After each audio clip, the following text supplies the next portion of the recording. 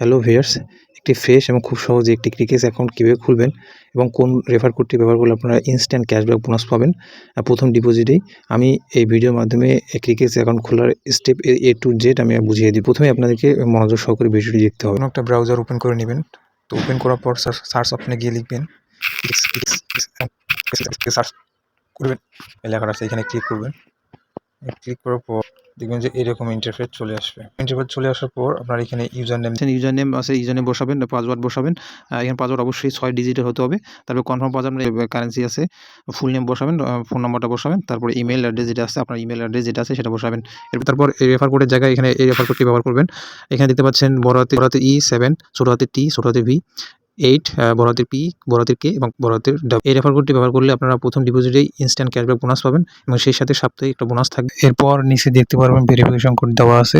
তো যে verification code দেওয়া থাকবে সেই কোডটা এখানে বসাবেন। এখানে কনফার্ম অপশনে ক্লিক করলে আপনার আইডি খুলে যাবে।